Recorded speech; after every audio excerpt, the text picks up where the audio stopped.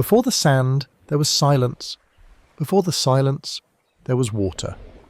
Once, long before the world dried and cracked, the places we now call deserts were oceans, vast and shimmering under alien skies. The air was thick with salt and warmth, and the horizon was soft and endless, folding light into the waves like a secret. Beneath the surface, forests of coral swayed without wind. Ammonites spiraled through the currents like living galaxies, their shells catching sunlight that filtered through in golden dust. Giant fish, slow and ancient, drifted across reefs that hummed with colour. There was no need for hurry. Time itself seemed suspended in liquid glass. But nothing on Earth stays still. The continents groaned, the seafloors rose, what was once blue turned to stone. The water withdrew inch by inch, leaving behind lagoons that steamed and evaporated, their skeletons of salt glittering under a newborn sun. Coral became limestone, waves became dunes, and the sound of water faded into the whisper of wind. What remained was not empty. It was memory, pressed into rock, folded beneath sand, written in the language of fossils. Every grain of dust carried the ghost of a ripple. Every stone held the print of something that once swam. In the silence that followed, the earth began to breathe differently. The sky hardened, the air thinned, and what had been ocean floor became desert plain. The earth, stripped of its waves, began to dream of movement again, and so life returned, slower, stranger, made for endurance rather than grace.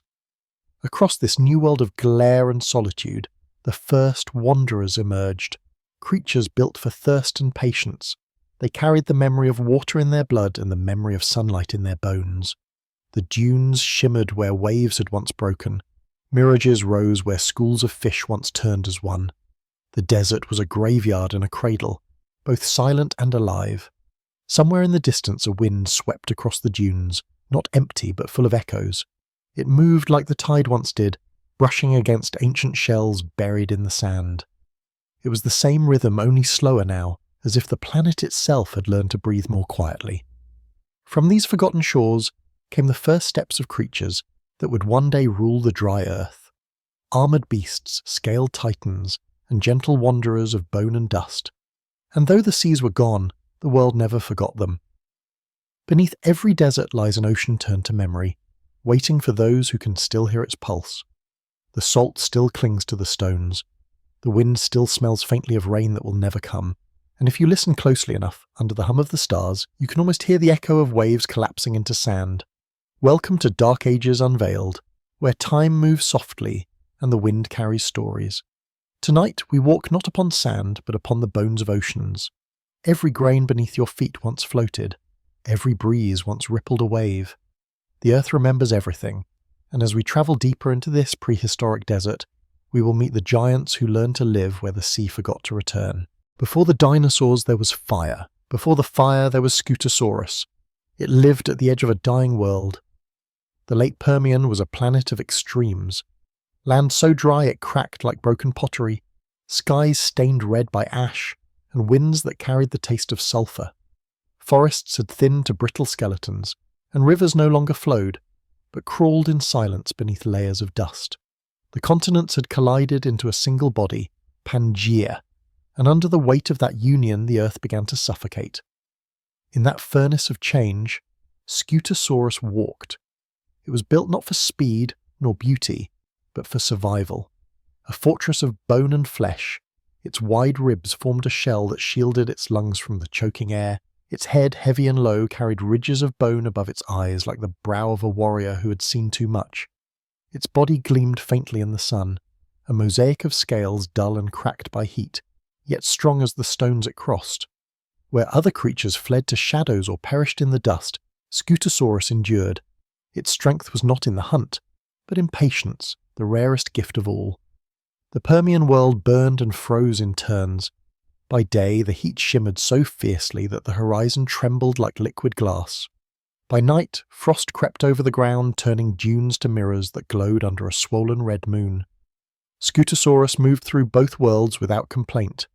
It trudged across the plains in slow procession, leaving behind broad, oval footprints that pressed deep into the clay.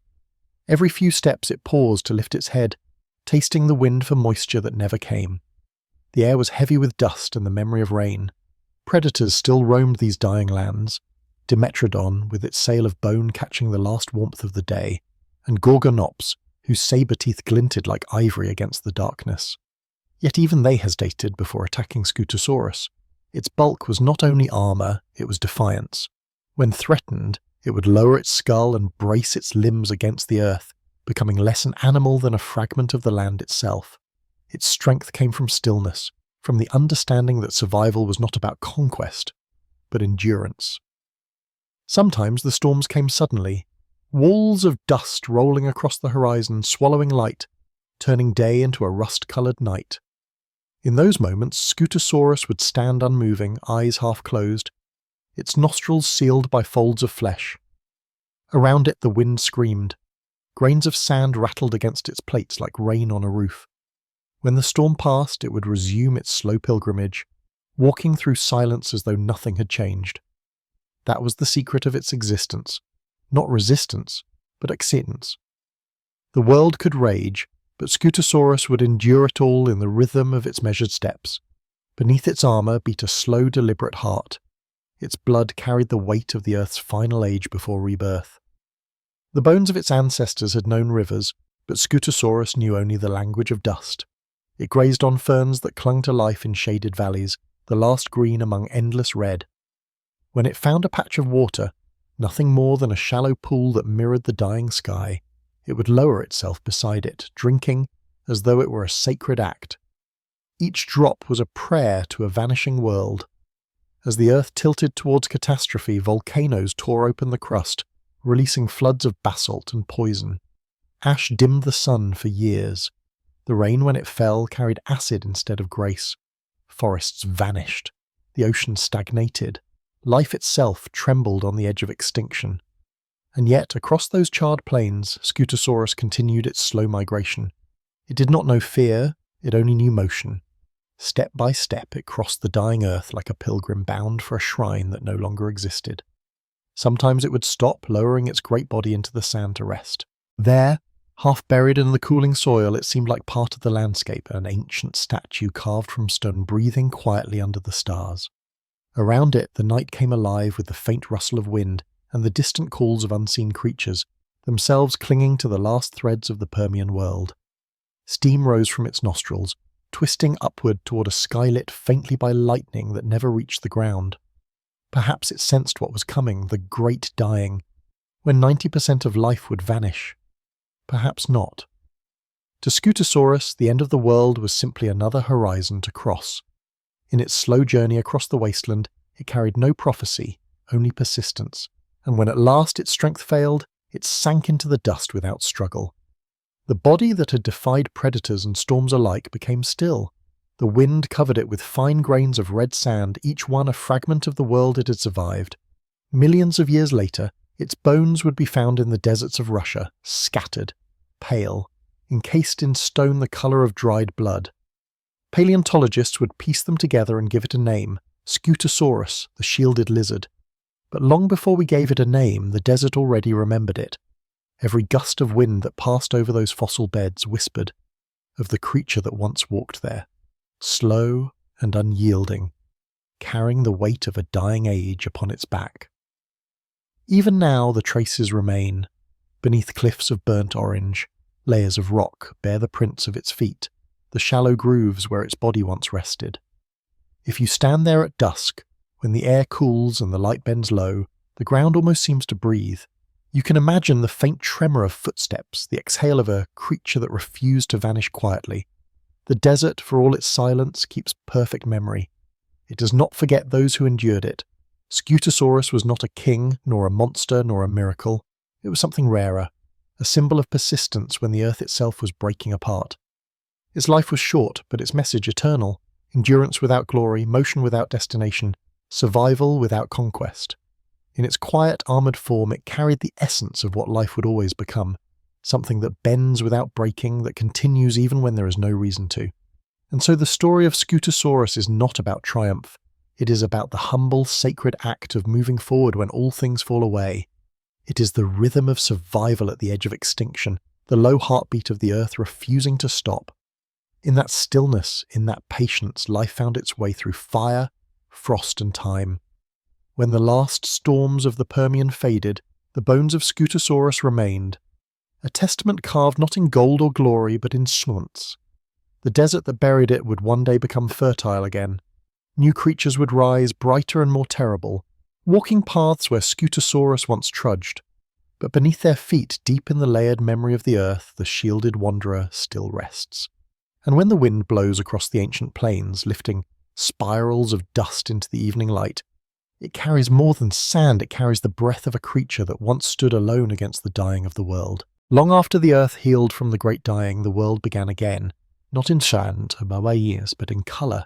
Rivers carved their way through new continents, and forests of ferns, palms and cycads spread like green fire across the land. The air shimmered with warmth, the oceans teemed with strange life. And where Africa now lies, there stretched a place unlike any other, a land of lakes and deltas, framed by dunes that glowed gold beneath an unending sun. It was not yet the Sahara, but the ghost of it was already forming.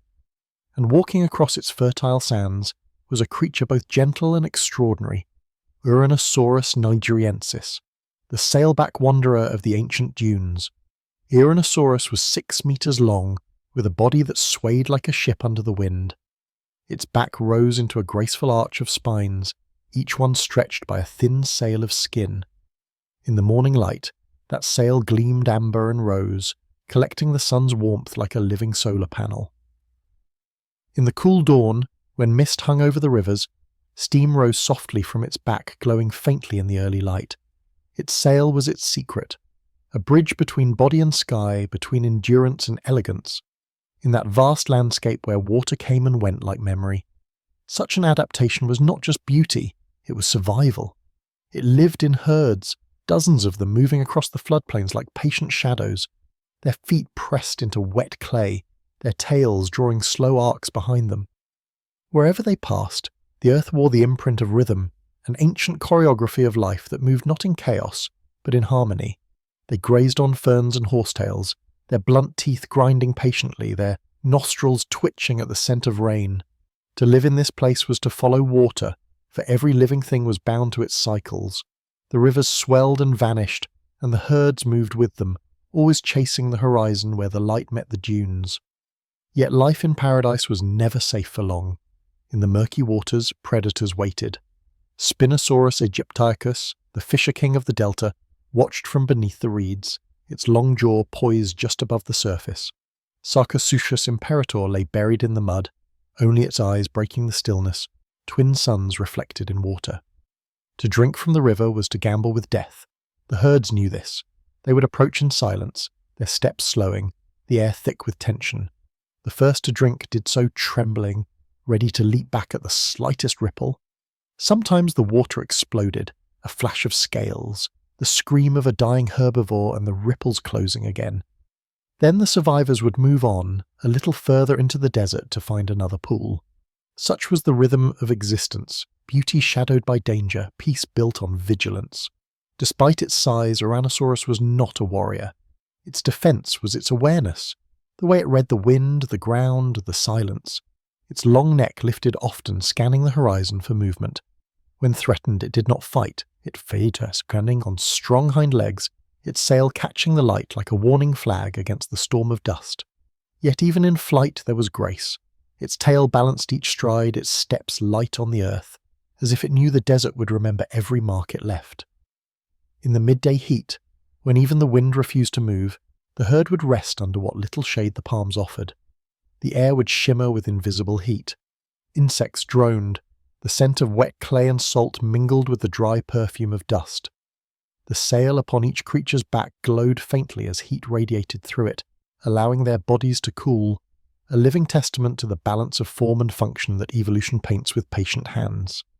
Nature, it seemed, was both artist and engineer. The rains would come with thunder that split the sky open. For a few brief weeks, the rivers returned in fury, carrying the scent of new life. Ferns unfurled, trees dripped with moisture, and the herds rejoiced. Young Uranosaurus calves ran along the flooded plains, their small sails still soft and pale, their movements clumsy but full of wonder. The adults watched them with quiet vigilance. Every birth was a victory against extinction. Every dawn a small miracle earned through endurance, and when the floodwaters receded again, the herds would move once more, north, toward the ghost of vanished lakes, following paths written into the bones of their ancestors. In those journeys, they passed over the ground that would one day be swallowed by the Sahara. What is now endless sand was then an ocean of green, a cradle for titans. Fish swam in rivers that cut through what is now desert stone. Dragonflies as long as daggers skimmed above the water.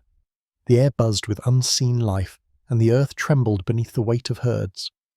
In that abundance, Ouranosaurus thrived, its steady heart beating in rhythm with the pulse of the world. It was not a creature of dominance, but of balance, living proof that survival did not require violence, only harmony with the shifting earth. As centuries turned to millennia, the land began to change again. The rains grew fickle, the rivers became threads of silver that vanished too soon. The soil hardened, cracked, and turned to dust. The forests retreated, the lakes dried, the sun burned hotter, the wind grew cruel. The sail that once caught light now caught only heat. Yet still, Ouranosaurus endured. When water was gone, it dug into the sand with its strong forelimbs, searching for roots and hidden springs. It followed the memory of rivers, walking the same dry beds where fish had once shimmered. When it found shade, it stood motionless beneath it for hours, lowering its body to conserve strength, eyes half closed, listening to the soundless hum of extinction. It lived long enough to witness the world shifting under its feet. The paradise of its birth was dying, but it did not panic. It adapted. Its herd became smaller, its range wider. The bones of its kind began to scatter across the desert like seeds of memory. And when at last the drought claimed them, the sand received them gently, covering their skeletons with the layers of time. Beneath dunes that once knew water, Ouranosaurus slept. The wind sculpted its grave and the desert kept it, not as loss, but as transformation. Millions of years later, human hands would uncover those bones in Niger, spines rising like the frame of a shipwrecked vessel, ribs curved like sails long collapsed. Paleontologists brushed away the dust of eternity and found in those bones the shape of grace, a creature that carried sunlight upon its back. They named it Ouranosaurus, after the sky, as though to acknowledge that it had always belonged halfway between earth and heaven. And perhaps it still does. When the Saharan winds blow across the dunes at sunset, lifting waves of golden sand into the air, the desert seems to glow from within. The horizon shimmers, and for a moment it is easy to imagine shapes moving within that light. Slow silhouettes drifting across an ancient plain. They leave no tracks, no sound, only a faint impression in the mind. A herd walking toward a vanishing river, their sails burning like banners against the dying sun. The desert remembers them, though it no longer knows their names. The sand that buries their bones was once their sky. The heat that burns the earth was once their warmth. Every gust of wind that crosses those dunes is a breath drawn from the same air they once breathed. Ouranosaurus has long been gone, yet in every mirage that flickers on the horizon, there lingers its image, a creature born of light and endurance, forever wandering between memory and oblivion. Perhaps this is what survival truly means. Not to live forever, but to be remembered by the land itself. The dunes may shift, the rivers may vanish, but the earth holds on to its stories. In the deep stillness of the Sahara night, beneath stars that have witnessed every age, the ground hums with the echo of what once was. And if you listen closely past the silence, past the wind, you might hear it still. The soft, rhythmic steps of the wanderer who carried the sun on its back. Long before the Sahara became a kingdom of emptiness, it was a realm of rivers. The air shimmered with heat, yes, but it was a living heat, thick with the breath of water and the hum of life. Between groves of palms, swamps stretched wide as seas, reeds grew taller than men, dragonflies with wings of glass drifted above pools that reflected a copper sky, and in that liquid labyrinth moved a shadow, long, deliberate, ancient. A hunter that did not belong entirely to water nor to land. Spinosaurus aegyptiacus, the predator of two worlds. It was unlike any creature that had ever lived before or since. 17 meters from snout to tail, its spine crowned by an enormous sail of bone and skin, it towered above rivers like a moving storm. Its jaws were narrow, built not for tearing flesh from bone, but for gripping, an echo of crocodiles and fish-eaters that came before. Each tooth was conical, smooth and strong, made to catch, not to crush.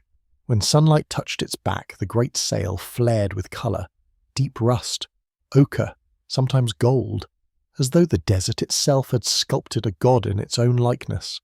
It hunted in silence. Beneath the surface of the delta's brown-green water, its nostrils sealed, its long tail undulated with the slow confidence of something that had never known fear. Fish the size of wolves darted between weeds, unaware that the shadow behind them was alive. Then in an instant, motion, a flash of jaws, a burst of foam, and the stillness returned. The river resumed its breathing, and Spinosaurus sank again, invisible but eternal, the rhythm of its world undisturbed. On land, it moved with a strange grace, not a runner like the swift predators of later ages, but a deliberate walker, each step measured, almost ceremonial. The soft earth sank beneath its feet, leaving footprints larger than the skulls of men. Its tail trailed behind it like a broken banner. The wind blew across its sail, and for a moment the creature seemed to hum with the sound of the earth itself, a low, resonant note that trembled through the reeds and ripples. The boundary between land and water, predator and ghost, blurred in its presence. It shared its kingdom with others. Uranosaurus herds still moved along the deltas, grazing on the edges of swamps. Sarcosuchus, older than any dynasty, slept beneath the mud, its eyelids coated with silt. Pterosaurs traced shadows over the surface, dipping their beaks into the water like arrows falling from the sun. But Spinosaurus was the undisputed monarch of the marshes. It was not a tyrant in the sense of Tyrannosaurus rex, all power and ferocity, but a quieter, more patient terror. Its realm was not raw and blood, but reflection and waiting. It ruled through presence, through stillness. In the evening, when the heat subsided and the light softened into copper and violet, Spinosaurus would wade through the shallow riverbeds, the air filled with the croaking of ancient amphibians and the distant hiss of insects awakening. Its sail caught the dying light, glowing faintly as though lit from within. The river mirrored it perfectly, a beast above and its ghost below, twin silhouettes moving through a world that no longer exists. And for a moment, the desert that would come later seemed impossible to imagine. But even titans are not immune to time. The rivers began to shrink. The wetlands dried. The earth, restless and unkind, began to tilt again. What had been lush turned brittle. What had flowed began to crack. For a predator bound to the water, it was a slow betrayal. The fish disappeared first. The reeds turned to dust. The air grew sharper, hungrier. Spinosaurus was stranded between the two worlds it once mastered, too heavy for the drought, too bound to the rivers to follow the herds inland. In its eyes, golden, unblinking, reptilian, the reflection of the vanishing water must have flickered like a dying star. Still it adapted. Nature always tries. It followed the last streams as they retreated, hunting where pools still lingered, scavenging the carcasses of other beasts that had fallen to thirst. Sometimes it hunted on dry ground, its great claws raking through the mud for prey buried beneath. Its steps grew heavier, its patience longer. Even as the horizon turned to fire and wind, Spinosaurus persisted, a god forced to walk among ruins. It was a hunter stripped of its throne, but not its dignity, and when it died, perhaps from hunger, perhaps from exhaustion, the earth took it back gently. Its bones sank into the mud, buried beneath layers of silt and time. The rivers turned to stone around it, and when those stones were later lifted by the breath of the Sahara's wind, they carried its memory with them. What had once been delta became dune. What had once been riverbed became horizon. Yet in that shifting gold, the outline of its sail remained, a ghostly ripple beneath the surface of time. Millions of years later, men digging in the sands of Egypt would find fragments of that colossal skeleton. Vertebrae like cathedral arches, teeth long as fingers, bones stained the colour of rust. They would not understand it at first. Some thought it was a crocodile, others imagined it a dragon. It took nearly a century for the truth to take shape. A predator both aquatic and terrestrial, something the world had forgotten how to create. A creature balanced perfectly between two elements, destined to die when the balance broke. Its story is one of transformation, but also tragedy. Spinosaurus was evolution's experiment, a being that dared to stretch the boundary between land and sea. Its body was a design of genius and contradiction, a tail for swimming, limbs for walking, lungs for air, bones dense for buoyancy. It was not perfect, but it was possible, and that was enough for life to try. In that way it mirrors the earth itself, always remaking, always risking collapse in the pursuit of survival. Even now, when wind howls through the canyons of the Sahara, it carries a peculiar sound, a low, hollow whistle that rises and falls with the rhythm of breath. Locals call it the singing desert. Scientists call it aeolian resonance, air vibrating through the gaps between grains of sand. But perhaps, somewhere deep within, the voice is older. Perhaps it is the sound of wind moving through the fossilized spines of Spinosaurus, turning bone into instrument, desert into echo. In that haunting note, you can almost hear the memory of water. At night, when the dunes glow under starlight. The desert looks once again like the floor of an ancient sea. The air is cool, the horizon smooth, the wind flowing in long, invisible currents. It is easy to imagine the sail rising again from the sand, a slow, majestic silhouette cutting through the moonlight. In that brief illusion, time folds. The prehistoric and the present coexist. The earth, for a heartbeat, remembers. Spinosaurus is gone, but it's also everywhere. In the patience of crocodiles that linger beneath rivers, in the silent glide of herons over swamps, in the restless movement of tides that refuse to die. Its legacy is written not in dominance, but in adaptation. It reminds us that even the fiercest beings depend on fragile worlds, and when those worlds vanish, power turns to dust. In every grain of sand that once was riverbed, there is a story of survival written in reverse. A reminder that the giants of the past were not invincible. They were temporary miracles, brief symphonies of form and function, playing their part in the endless rhythm of extinction and rebirth. Spinosaurus lived between two worlds, and like all things caught between, it was torn apart by change. Yet its memory endures, carried on the breath of deserts and the shimmer of fossilized water. When you close your eyes and listen to the silence of the night, truly listen, or you might hear it. A soft rush, like the sound of a river that isn't there. The whisper of scales sliding through unseen depths. The faint pulse of something enormous moving just beneath the edge of consciousness. That is Spinosaurus. Not alive, but not gone either. It is the desert's memory of motion, the sea's longing for return. And so, as the world turns and dreams its ancient dreams, the predator of two worlds rests, suspended between dust and tide, between extinction and remembrance. The sand above it shifts, the stars above it burn, and time itself flows around its bones like water once did. In the end, it remains what it always was, a bridge between what was lost and what endures. Welcome back to the river that became the desert, and to the shadow that never truly left its banks. In the same ancient rivers that once carried the reflection of Spinosaurus, there waited another creature, older, quieter, and infinitely more patient. It did not chase, it did not roar, it simply waited. For 200 million years, patience had been its weapon, and in the heart of the prehistoric Sahara, that patience became legend. Its name was Sarcosuchus imperator, the flesh crocodile. But names cannot contain it. To the earth that shaped it, it was more than predator. It was stillness made flesh. It was time coiled beneath the surface of a dying river. The creature stretched over 12 meters in length, longer than a bus, heavier than an elephant. Its skin was a fortress of armor plates, ridged and scarred by centuries of survival. Its eyes, small and golden, rose above the water like twin embers, unblinking and eternal. Beneath the surface, its body was a cathedral of muscle and bone. Its tail, thick and ridged, could shatter reeds and crush fish with a single motion. Its jaw, long, narrow, lined with teeth sharp as spears, was a trap designed not for the quick, but for the inevitable. The river belonged to it. Even Spinosaurus, for all its might, hunted with caution when the water grew still. Every creature in that world understood the rule. When the current goes shimmerant, the emperor wakes.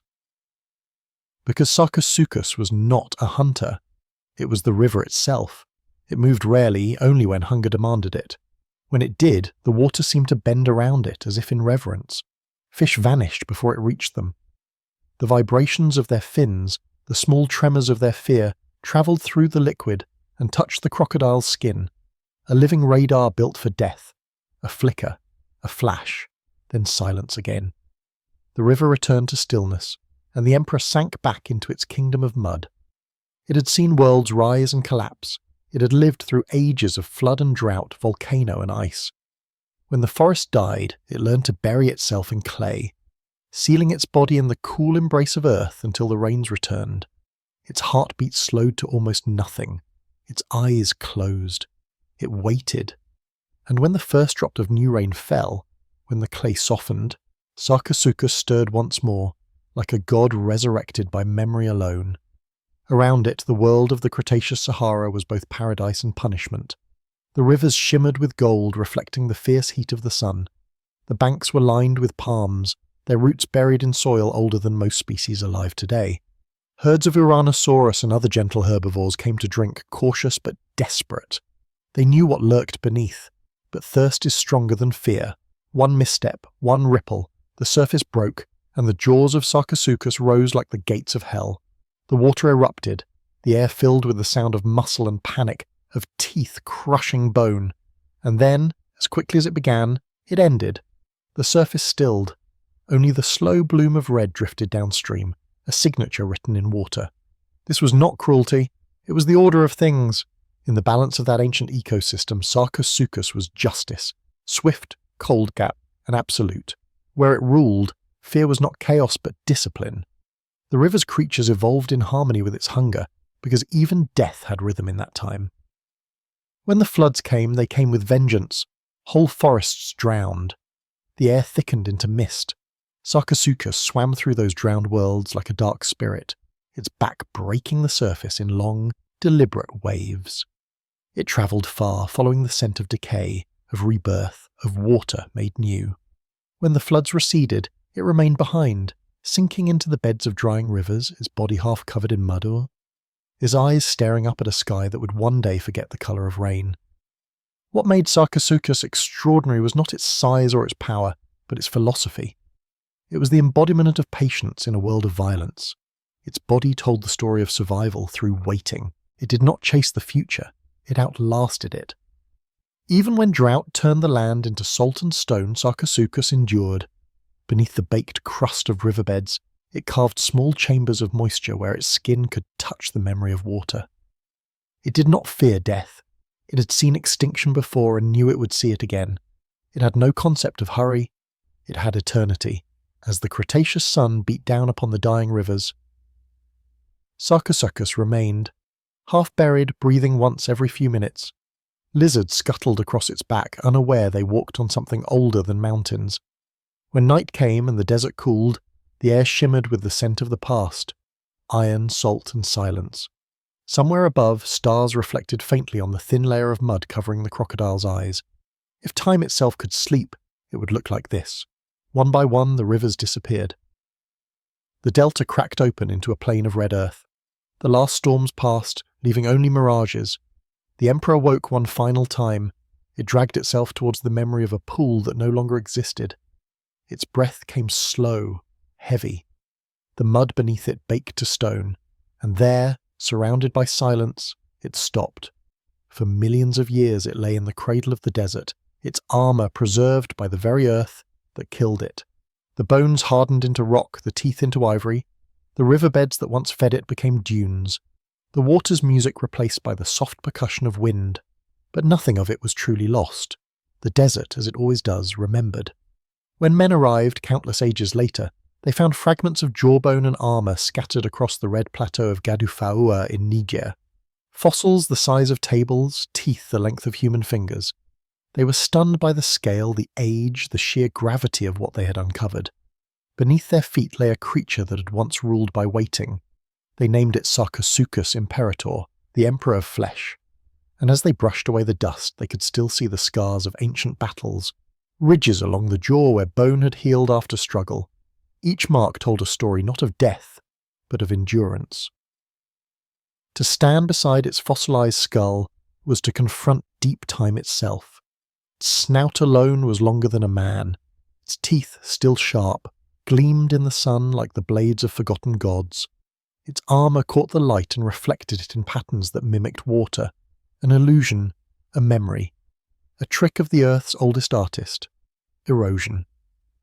Even in death, Sarcosuchus refused to disappear completely. It left its outline etched into the landscape like a signature at the bottom of creation. Today the Sahara is silent. but when the wind blows across its redstone basins, it carries a note, a deep droning hum that echoes between cliffs. It is the sound of sand moving over fossil beds, the earth whispering to itself. Some say it is only air. Others say it is the breath of the emperor still waiting. In truth, there is no difference. For what is a fossil, if not the earth dreaming of its former life? What is wind, if not the river reborn as air? The legacy of Sarcosuchus is not fear. It is patience, permanence, and the quiet dignity of survival. Every crocodile that slides through a swamp today carries its design, its instinct, its wisdom. They bask under the same indifferent sun, breathing the same rhythm that echoed through the Permian, the Triassic, the Cretaceous. They are the living memory of a lineage that has never stopped waiting. When you stand on the banks of a river today, any river, anywhere, and watch the still surface shiver in the evening light, remember that beneath it lies history. Every ripple hides a shape older than civilization. Every silence holds a predator carved by time itself. The river may have changed names, may have shifted continents, but the essence remains. The emperor never truly left. It simply became the water, and when night falls and the stars spill across the sky like scales of some celestial beast, the desert below reflects them faintly. The dunes curve like waves. The air cools, the silence deepens, and somewhere, deep under the ancient sands, the fossilized skull of Sarcosuchus rests. Its jaw is still open, not in hunger, but in breath. Waiting, perhaps, for the earth to remember how to reign again. Sarcosuchus Imperator, the emperor that outlasted kings, continents, and oceans. The ruler who taught the world that power is not the ability to destroy, but to endure. And as the wind moves through the Sahara tonight, whispering across the dunes of a sea long gone, you can almost hear him again, the quiet rhythm of patience, the slow, timeless exhale of the river that refused to die. Across what is now South America and Africa, the land shimmered under a merciless light. The world was quieter by then, its great rivers had drawn inward, and the deserts had begun their slow, patient expansion. Yet even in this realm of salt and stillness, life found a way to grow colossal once more. Where others hid or perished, the largest creatures ever to walk the earth began their slow migration across plains that glittered like glass. These were the titanosaurs, Saltosaurus, Repetosaurus, Argentinosaurus, the mountain bearers, the slow thunder of the late Cretaceous. Imagine the horizon trembling beneath the weight of life itself. Dust swirled around their feet in golden clouds, and with every step the ground seemed to breathe. Their hearts, the size of barrels, beat in rhythms older than the continents they crossed. Beneath their skin, plates of bone gleamed faintly in the sun. Armour formed not for war but for endurance. They did not belong to battle, nor to fear. Their kingdom was patience, their legacy, wait. The titanosaurs were the final hymn in a song the earth had been singing since life crawled from the sea, a hymn of scale, of majesty, of the defiance of fragility. Their necks stretched like living bridges between sky and soil, their heads sweeping low to graze on the sparse forest that survived in the heat. When they exhaled, the air shimmered. When they moved, the ground answered. Each herd was a continent in motion, their shadows merging with the mirages that danced at the edge of sight. They lived in a world stripped to its essence. The ancient forests had grown thin, the air was thick with salt and wind. The rivers, once deep and endless, now wound through cracked basins that gleamed white under the burning sun. These were salt flats, vast, blinding, and silent. Yet the titanosaurs walked them as though crossing an ocean made of stone. Their feet pressed patterns into the crust, circles and lines that no storm could erase. From above, it must have looked like calligraphy, the handwriting of the earth itself, written in the language of endurance. When the heat grew unbearable, the herd gathered close. Their massive bodies created shade for the calves nestled in the centre, fragile as they were immense. Mothers rumbled softly to one another, low sounds that trembled through the air like thunder approaching from a great distance. Communication was vibration, resonance, empathy. They did not need words. The earth itself carried their speech. Even millions of years later, scientists would find their tracks preserved in ancient clay, fossilized whispers of their journeys, leading nowhere and everywhere at once. They ate endlessly. To sustain their vast bodies, they consumed tons of vegetation each day. They stripped entire groves bare, then moved on, leaving behind ghost forests that would take decades to recover. And yet, they were not destroyers. They were gardeners of deep time, pruning, trampling, spreading the seeds of new growth in their wake. Where they walked, life followed. Where they fell, the soil grew rich. In their passing, they nourished the world that would one day forget them. At dusk, when the light softened to gold, the salt flats reflected the sky like an ocean reborn. The herds moved across the mirrored ground, their reflections walking beneath them in silence. Above, flocks of pterosaurs drifted through the air, like shadows of the stars that would soon appear. The wind carried a faint sweetness, the smell of distant rain that would never arrive. The landscape was almost sacred in its emptiness, and the titanosaurs moved through it not as rulers but as pilgrims. Sometimes they would stop for days, resting near the edges of what had once been lakes.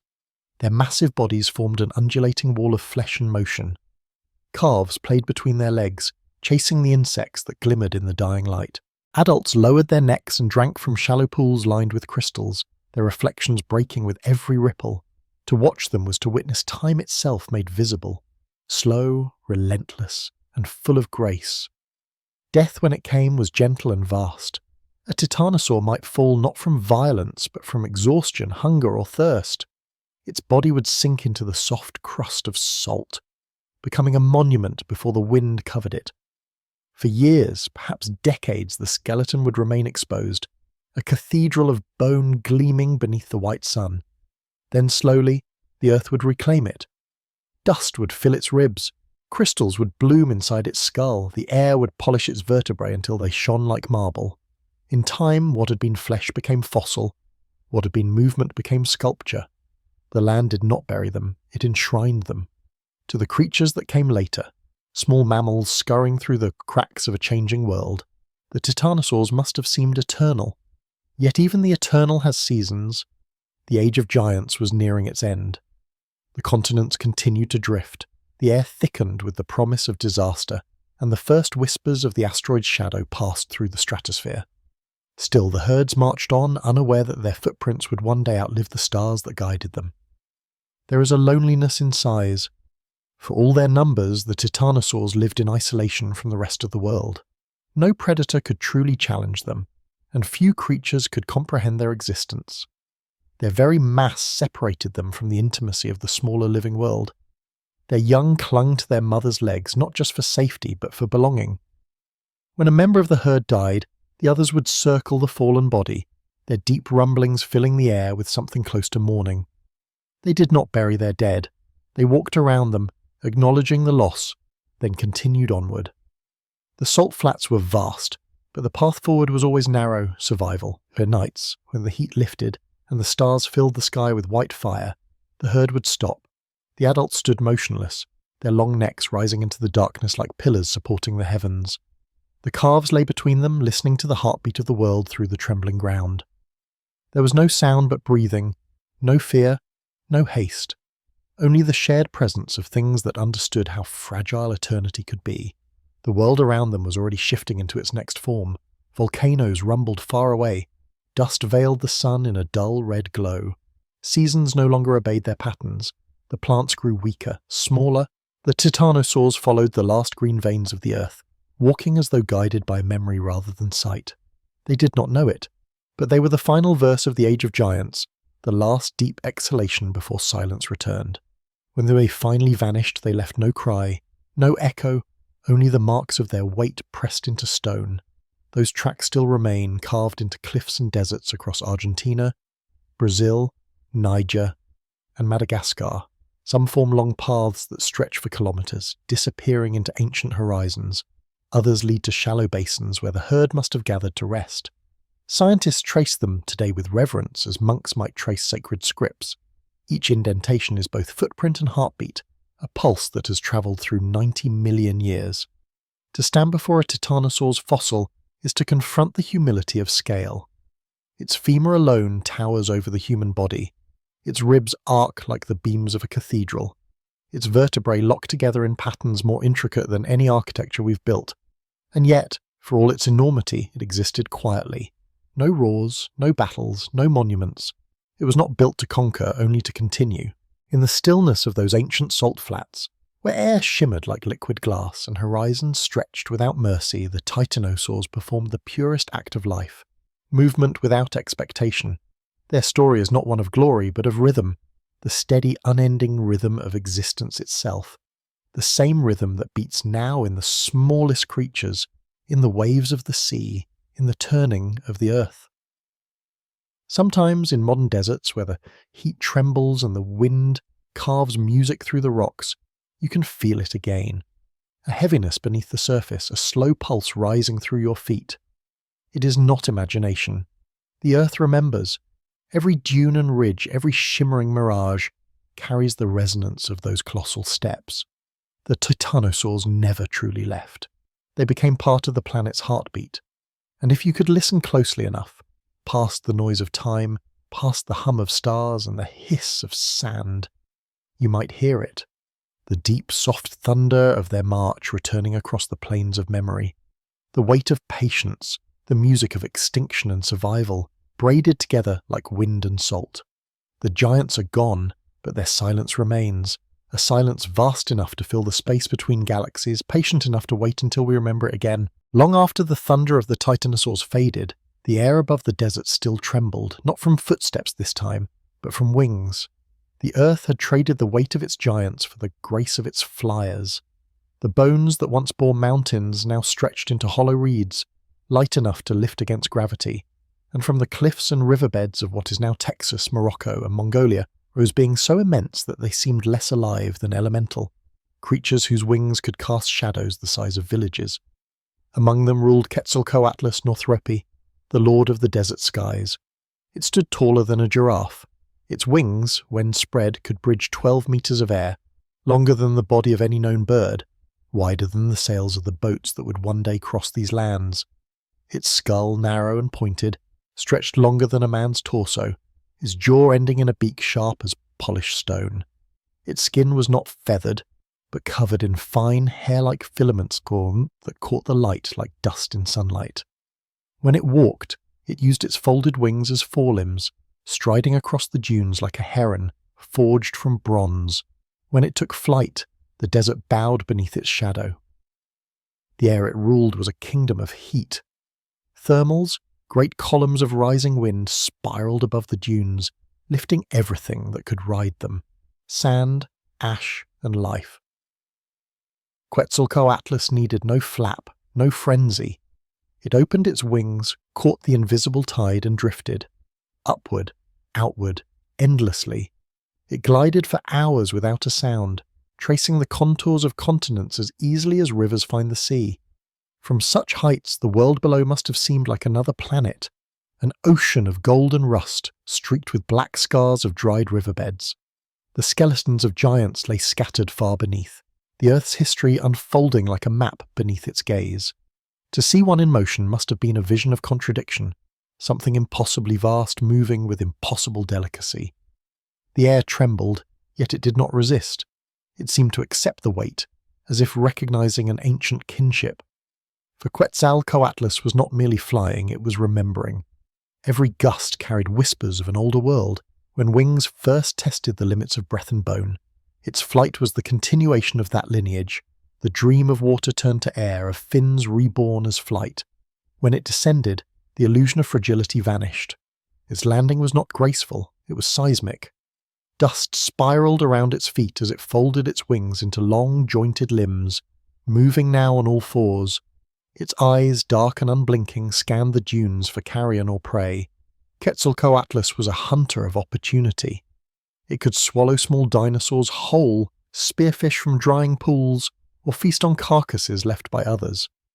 Nothing in its world was wasted. In a landscape ruled by scarcity, its survival was born from adaptability. Sometimes it hunted alone, its long strides carrying it across salt flats where even wind seemed hesitant to travel. Other times it gathered, with others of its kind, dozens of wings rising and falling together like sails of an ancient fleet. When the thermals shimmered strongest, they ascended in silence, each one disappearing into the pale haze above until the sky itself seemed alive. From the ground it must have looked as though the sun had fractured, scattering its light into moving fragments of gold. Night changed everything. When the sun fell and the heat drained from the air, the desert cooled into stillness. The dunes breathed frost. The stars burned so brightly that the horizon seemed to dissolve into them. And in that vast quiet, the silhouettes of Quetzalcoatlus glided under moonlight, silver wings catching the faint glow of the Milky Way. Their shadows crossed the bones of ancient rivers. Their reflections shimmered in dry lake beds, phantom images of flight carved into eternity. The earth below slept, but the sky remained awake. There is a strange loneliness in flight. For all their command of the air, the pterosaurs lived on borrowed light. They could never rest entirely. Even their nests were built on precarious ledges of rock and sand. Every gust of wind could erase what they created. Every storm threatened to break what evolution had built so delicately. Yet Quetzalcoatlus did not resist the impermanence. It embodied it. It was a creature of transition, a monument to the moment between stillness and movement, between sky and stone. From above it witnessed the slow death of its world. The rivers shrank, the green veins of vegetation thinned. The herds below, Saltosaurus, Raptosaurus, Ouranosaurus, grew fewer with each generation. The predators followed. Soon only the wind remained, wandering over bones that turned to dust. Perhaps the Quetzalcoatlus saw this not with fear, but with the calm acceptance of something that had seen endings before. After all, its ancestors had watched oceans vanish, forests burn, and mountains rise. The sky had always been constant, eternal, but even the sky would betray them, because far above its silent flight, a stone was already falling, a small bright fragment of fate drawn toward the planet by gravity and chance. In time, that stone would erase everything. But before the light came, there was life. There was still motion, still grace. The final generations of Quetzalcoatlus continued to rule their empty empire. They nested on high cliffs that once bordered shallow seas. They fed their young with what little the land still offered: fish from shrinking rivers, carcasses preserved by the heat. The mothers stood guard under the relentless sun, wings half unfurled to shield their fragile offspring. The fathers soared, tracing the same invisible highways of winds their ancestors had followed for millions of years. Above the dunes, above extinction itself, the desert still sang. Their fossils, when found, told a story of paradox. Their bones were so thin, so hollow, that the weight of a single human hand could crush them. Yet those same bones had carried them across continents. The lightness that doomed them to fragility was the same gift that allowed them to touch the edge of heaven. Theirs was not a tragedy, but a balance, the price of wonder. When they fell, they did not shatter into dust. They folded gently into the earth, wings collapsing like tents at the end of a journey. What the desert preserved was not their strength, but their shape, the outline of flight itself. The impressions of their wings remained etched into stone, fossils so delicate they seemed to breathe when touched. When sunlight grazes these relics, the rock glows faintly, as if remembering. It is said that if you stand among these fossils at dusk, when the air is still and the horizon blurs with heat, you can see the shadow of wings sweeping once more across the plain. The desert does not lie, it keeps what the sky forgets. Perhaps it is fitting that their story ends in silence. No great battle, no sudden collapse, just the slow retreat of flight. When the last Quetzalcoatlus lifted from the ground, it did not know it was the last. It rose, circled once above the dunes, and vanished into the haze where the air turns to light. Below, the wind stirred the sand, erasing its footprints. The sky closed behind it as though it had never opened. But the earth remembers. It always does. Every gust that sweeps across the Sahara carries a fragment of that lost motion. Every dust storm, every shimmering mirage, holds the echo of a wing beat that once spanned the horizon. The stars that burned above them still burn above us, and in their cold fire lies the reflection of everything that has ever risen and fallen on this planet. We call them extinct, but extinction is only a word for forgetting. The desert does not forget. It holds memory not in colour or sound, but in shape. The curve of a dune is the curve of a wing. The rise of heat from the sand is the ghost of lift. When the wind crosses the salt flats at dusk, it hums in low tones, notes that resemble breath, or perhaps prayer. The song is for them, the giants of the sky, the keepers of light. And so, as darkness folds once more over the prehistoric desert, The story of Quetzalcoatlus becomes something larger than biology or fossil. It becomes the memory of aspiration, the Earth's brief attempt to touch its own atmosphere, to break the boundary between dust and dream. Every flight, every selkie, every shadow, every silent glide was part of that wish. Now the sky is empty again, but the wish remains.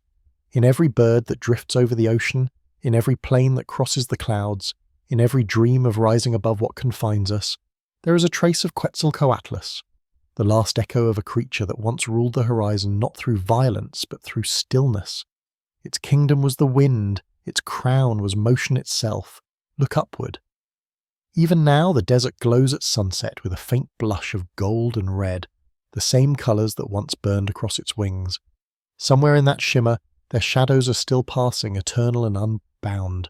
By the time the skies grew thin and the giants began to fade, the earth had grown quiet again. The age of thunder had burned itself out. The colossal bodies that once shook the ground were gone, leaving behind only bones and wind. The deserts that had watched them rise now watched them vanish. And in that silence, when the horizon was a line of gold dust and the air shimmered with heat, something small moved beneath the dunes, not a titan, not a ruler, a survivor. It was called Mononychus. Barely a metre tall, it weighed less than the heart of a titanosaur. Its arms were strange, short, powerful, ending in a single curved claw. Its body was covered in fine dust-coloured feathers that blended with the sand. Its legs were long and built for speed, its eyes wide and sharp, built to catch the faintest flicker of motion. In a world stripped of majesty, Mononychus was humility made flesh. It lived in the deserts of what is now Mongolia, an endless expanse of shifting dunes, red rock, and mirages. This was no place for survival, yet it survived. The sun blazed without mercy. The nights froze to bone. Sandstorms carved the horizon into new shapes every day, erasing all traces of yesterday's world. But under the crust of that silence, beneath the shade of thorny shrubs and scattered stones, Mononychus endured. Small, tireless, and impossibly alert. It was the antithesis of every creature that came before. Where the great beasts relied on mass and dominance, Mononychus relied on absence. Where others sought water, it sought shade. Where the powerful perished in spectacle, it vanished in plain sight. Its life was motion without pause. When the wind rose, it turned its back to the storm, crouching low, feathers pressed tight against its body, eyes narrowed against the sting of dust. When the dunes shifted, it moved with them, slipping between valleys of sand like a whisper. It left no mark, no trail. Its only trace was the faint ripple of disturbed sand, erased by the next gust. It lived in the rhythm of disappearance. The great predators were gone, the rivers had dried to stone, even the air felt tired. Yet the desert was not dead. It had merely changed its language. Beneath the surface, termites built kingdoms of clay. Lizards darted across the dunes like sparks. The earth had learned to whisper instead of roar. Mononychus listened.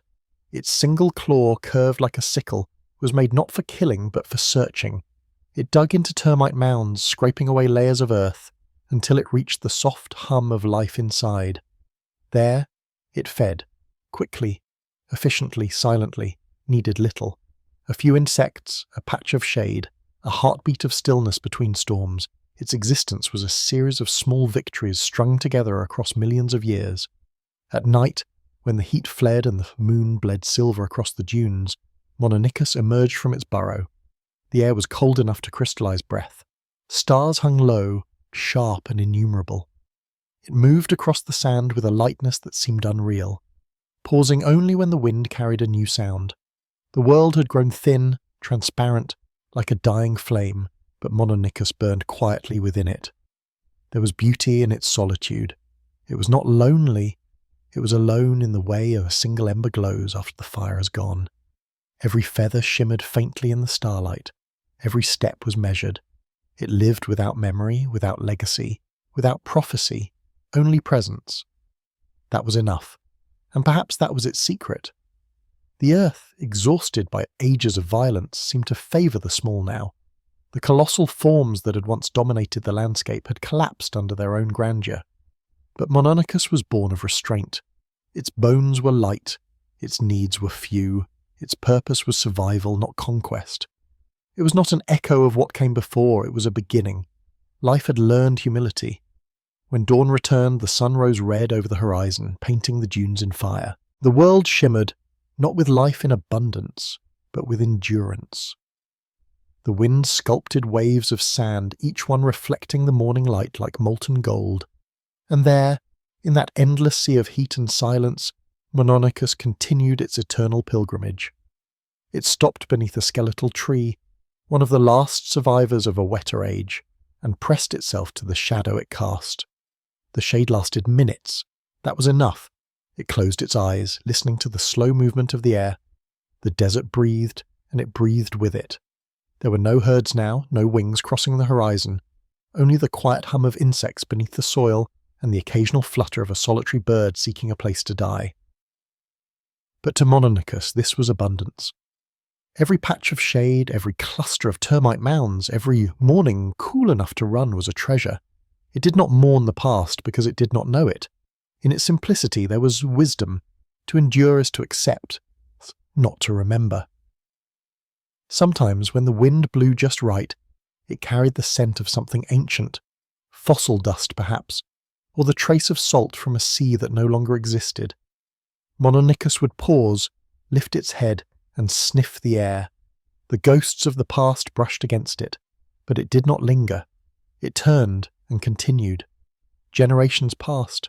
Storms carved new dunes over the bones of Quetzalcoatlus and Spinosaurus. The bones of Mononicus too would someday join them, but before that it lived 1,000 quiet lives. It survived through droughts that erased entire species. It nested in the hollows of dry roots. It raised its young under the broken shadows of stones. When danger came, it did not fight. It vanished, folding itself into the landscape like a thought withdrawing into silence. The desert became its companion, its teacher. Where others saw the death, it found rhythm. Where others burned, it learned to wait. To watch Mononicus was to see the earth learning subtlety again. The universe had no need for grand gestures now. It whispered survival in the smallest motions, the flicker of sand, the beat of wings too small to cast a shadow, the steady digging of a claw that sought life in the dust. And then, one day, the world ended again. A distant fire bloomed on the horizon, the kind of fire that outlives everything. The asteroid struck far away, but its echo carried across the globe. The sky ignited. Ash filled the air. The light turned red, then grey. For weeks, the sun did not rise. Temperatures fell. The wind that once caressed dunes now carried poison. The age of reptiles collapsed under the weight of its own silence. But even then, Mononicus moved. It sought the burrows of the earth. It pressed itself into the cracks of the dying land. It waited, for days, for months, perhaps for years. The world above burned, froze, and began again. When the ash finally settled, the air grew clear once more. The sun returned, faint but steady. The first shoots of green reappeared between the stones. The insects returned. The silence broke, and from the earth, Mononicus emerged, covered in dust, thin but alive. It blinked at the new light, tilted its head, and began to walk. It had no knowledge of what had been lost, but life, it seemed, did not need to remember in order to continue. Millions of years later, when its bones were found buried beneath layers of crimson sand in the Gobi Desert, paleontologists would marvel at them. Small, fragile, perfect. They would name it the single claw, not knowing that this unassuming creature had outlasted empires of scale and terror. They would fit its skeleton together piece by piece, tracing its thin arms, its delicate ribs, its hollow bones. And when they lifted its skull to the light, they would see the face of persistence itself, a survivor of the empty world. In that moment, the story of Mononicus became something more than paleontology. It became a meditation on endurance. It was proof that survival does not belong to the mighty, but to the adaptable. That the last breath of an age is often drawn by something small, that life, stripped of spectacle, still finds rhythm in the dust. When night returns to the Gobi, and the air cools until it hums, you can still imagine it. The small figure moving between dunes, its feathers rippling softly in the wind. The stars shimmer overhead, reflected faintly in grains of ancient sand. Somewhere beneath your feet lie its bones, curled beneath a dune that once shifted around its sleeping body. It did not know it would be remembered. It did not need to. In the great hierarchy of creation, Mononicus was not the strongest, nor the most beautiful, nor the most intelligent. It was simply alive, in a world that no longer welcomed life. And that, perhaps, was enough. Because survival is not triumph. It is an act of quiet defiance. The will to keep breathing when the air is thin, to keep moving when the horizon offers nothing, to keep living when the giants are gone. And as the earth turned once more toward renewal, the spirit of Mononicus remained within it, a whisper beneath the roar of evolution, a heartbeat that continued in the wings of every bird that would come after. Look at a sparrow today, or a wren trembling in a winter wind. Look at the faint tremor of feathers against the light. You are looking at the descendant of something that refused to die. Mononicus was the last breath of the ancient desert, the smallest echo of an age that once roared with titans. But in its smallness, it carried infinity. When the giants fell, the whisper endured. And sometimes, when the wind sweeps through the red dunes of Mongolia, carrying the scent of salt and thyme, it feels as if the earth itself exhales, slowly, softly remembering the creature that taught it the meaning of silence. Extinction never arrives as thunder. It comes like dusk, slow dimming, a silence between breaths. By the time the age of the giants ended, the world had already begun to forget them. The bones of the great herds lay buried beneath layers of dust. The rivers that once carried their reflections turned to salt. The air grew thin and sharp. What had once been an orchestra of motion, the trembling of forests, the pulse of migration, the echo of wings, became a single note held too long. Then even that faded. The earth did not mourn. It simply changed. It always had. After the asteroid struck, the sky burned for months. The continents trembled under storms of ash. Forests vanished in hours. Oceans boiled, then cooled into a still grey mirror. Darkness covered everything. The light of the sun, so constant, so trusted, became a rumour. Plants wilted, air froze, creatures that had never known night now lived in it, blind and silent, their bodies curling in on themselves for warmth. And in that global winter, the last of the giants took their final breaths. Spinosaurus, Sarcosuchus, Quetzalcoatlus. Their names would mean nothing to the earth they left behind.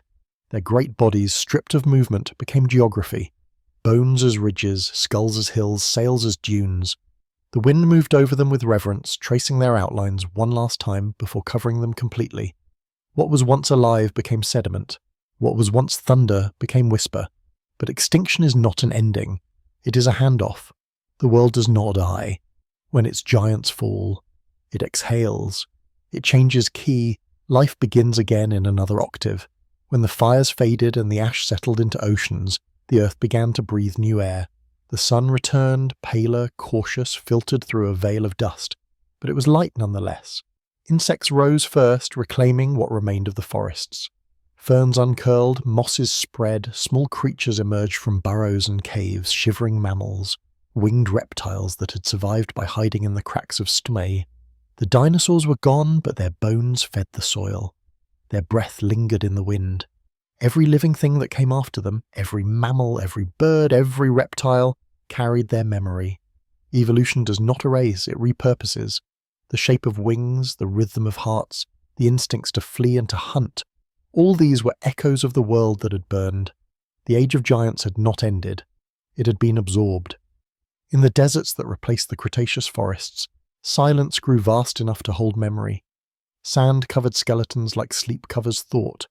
The dunes rolled over what had once been deltas and seas. The earth, for a time, appeared barren. But beneath that calm surface, the engine of life was winding itself again. Molecules still moved. Cells still divided. The patience of creation endured. Somewhere in what would one day be Africa, the descendants of the smallest survivors began to multiply. They were quick, clever, warm-blooded. They hunted at night and sheltered during the day. Their eyes glowed faintly in the dark. The earth had lost its dragons, but it was learning intelligence instead. From destruction came cunning. From silence came awareness. The bones of the old world remained scattered beneath. Salted dunes hid the ribs of titanosaurs. Red cliffs concealed the jaws of Sarcosuchus. In the Gobi, the dust covered the curled body of Mononicus. All of them slept together now, predator and prey, giant and fragile, side by side. There was no hierarchy anymore, only rest. The world above forgot their names, but the world below whispered them still. Sometimes, after storms, the desert exposed them. A curve of bone gleaming under morning light, the edge of a jaw breaking through red earth. For a brief moment, the past touched the present, and then the wind closed it again. It was as though the planet itself was turning its pages, reading from its own book of memory, one chapter at a time. And yet there was grace in this forgetting. If life never ended, it would never evolve. The world must empty itself to be filled again. As the millions of years passed, the land softened. Rain returned. New rivers carved their way through the skeletons of the old. Plants crept back into places where once there was only glare. The air grew rich with oxygen again, and the colour green, forgotten for a generation of sunless skies, returned like music. Mammals multiplied. The first birds, descendants of small, feathered predators, took to the air and filled the silence once ruled by Quetzalcoatlus. The cycle of light and motion began anew. In time, the bones of the giants hardened into stone. The sand pressed upon them, heat fused them, water etched them. Each became a monument, a word in the earth's hidden language. One day, human hands would find them, brush away the dust, and try to read. They would marvel at their size, their strangeness. They would measure, sketch, argue. They would give them names, write them into books, and display their remains under bright museum lights. But in doing so, they would miss the deeper truth. These bones were not remnants of death, but fragments of continuity. The line from Scutosaurus to us was not broken. It had only changed shape. The stubbornness that kept it walking across the burning Permian plain is the same that drives us now to seek meaning in what remains. Extinction is a mirror. It shows us what we are without words. The giants faded not because they failed, but because the world they built could no longer sustain them. They had reached the limit of size, the limit of weight, the limit of what the atmosphere could hold. Nature had tested grandeur, and now it turned inward, to subtlety, to intelligence, to the art of surviving small. Mononicus was the first whisper of that transition. Humanity, millions of years later, would be its echo. If we could stand in that vanished desert now, the same ground that once held Spinosaurus and Sarcosuchus, the same air that shimmered above the sails of Ouranosaurus, we would hear nothing. Only the wind, patient and slow. Yet within that wind lives everything. The breath of the sea that once flooded the sands. The cries of creatures long dissolved. The murmurs of evolution itself forever in motion, forever reassembling life from fragments. The giants are gone, but they are also everywhere. In the architecture of a bird's wing, in the coiled muscle of a crocodile resting by the Nile, in the way the wind carves dunes into the same curves that once shaped their bodies. Their disappearance was not loss, it was transformation. When night falls over those ancient basins, the stars return. Stars that once watched them live, stars that witnessed their end. Light travels so slowly that what shines on us now began its journey when they still walked the earth. We see them not in the ground but in the sky. Every photon that touches the sand carries the memory of the light that once shone on their scales, their feathers, their sails. The cosmos has kept their reflection. To the human eye, the desert is emptiness. To the earth, it is a library. Each grain of sand was once part of a creature, a shell, a bone. Each layer of sediment is a record of heartbeat and hunger. We call it geology, but it is memory made matter. The land remembers everything, just differently than we do. It does not recall with sorrow or nostalgia, but with texture, weight and skintia. The giants live on in that language, the untranslatable poetry of erosion and time. And so when the giants faded, they did not vanish, they became the landscape itself. The spine of Spinosaurus became the ridges of the dunes. The ribs of Titanosaurs became the canyons that hold shadow. The sails of Ouranosaurus became the crests of wind-carved stone. The wings of Quetzalcoatlus became the motion of the horizon when heat rises. You cannot look upon the desert without seeing them if you know how to look. At sunset, the dunes glow with a light that seems alive, amber, gold and red blending into a palette that feels almost breathing. The wind shapes them into smooth waves, endless and transient. In their shifting there is remembrance. Every movement of air is a kind of resurrection. Every whisper of sand is a footstep returning. The giants faded not into nothing, but into everything. Their forms dissolved, but their essence scattered into the elements, calcium in rock, carbon in air, memory in silence. We walk upon them, drink from their bones, breathe their remnants with every inhale. Life continued, built upon the architecture of their death. That is the quiet law of this planet, the endless transformation of loss into possibility. Nothing ends, it only changes hands. The giants gave the earth their weight, and the earth gave us ours. When the wind passes through the deserts tonight, it carries more than dust. It carries the last exhale of that ancient world. It brushes over the buried sails and teeth and spines, moving them gently as if tucking them in. And if you listen closely, really listen, you can hear it, the low, steady pulse beneath the sound of sand. The heartbeat of deep time. The giants are sleeping, not gone. The world is their tomb and their cradle both. Every dawn that paints the dunes red is a reminder. Extinction is only another form of memory. And in that memory the earth keeps singing. Now the desert sleeps, it stretches endless beneath the stars, its dunes breathing in slow rhythm with the earth's rotation.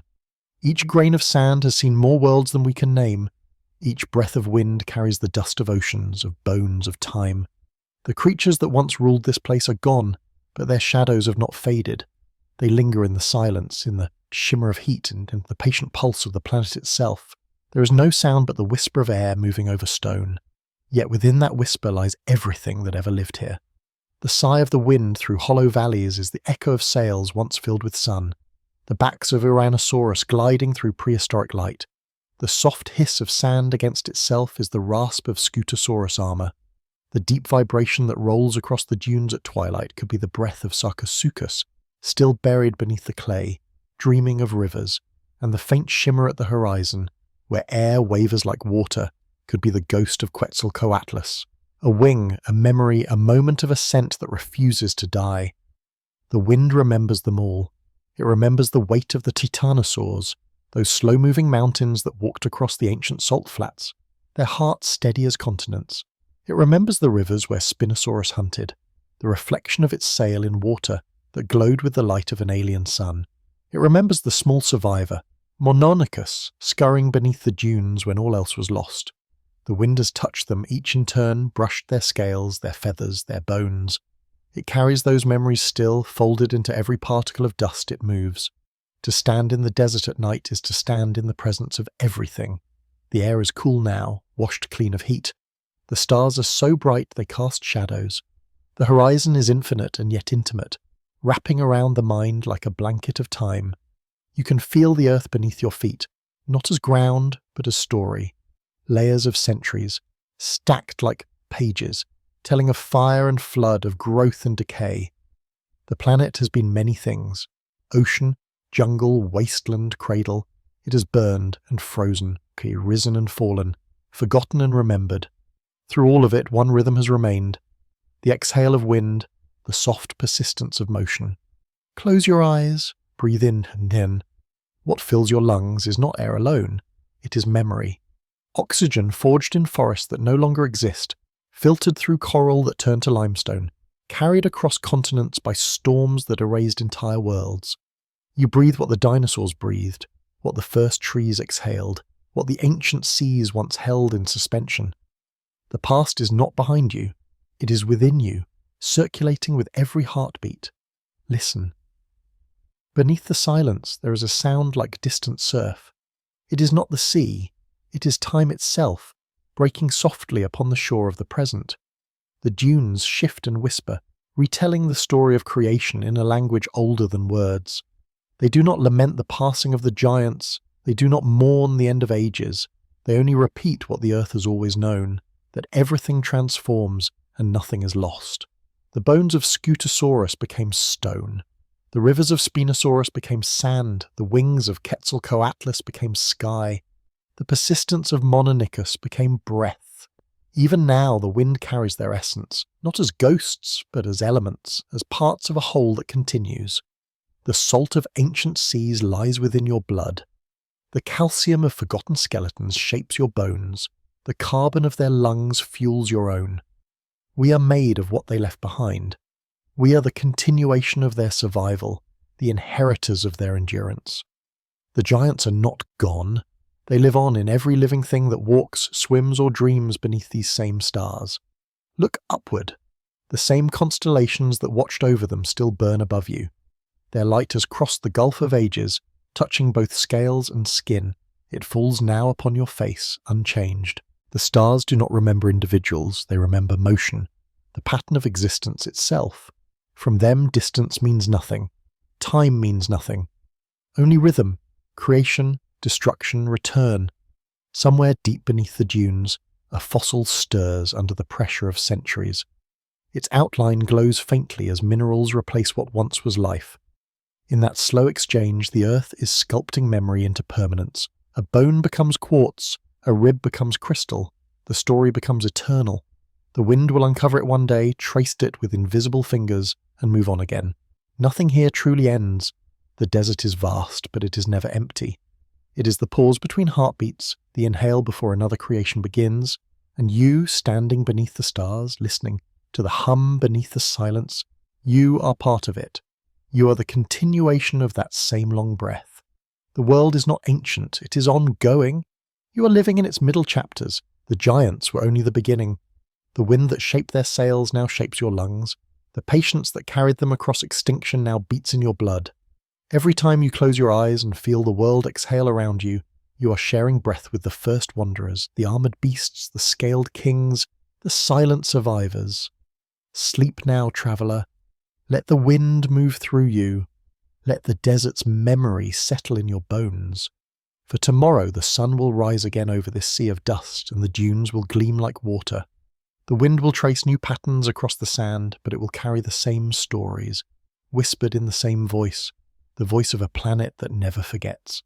The wind remembers everything, and tonight it remembers you too.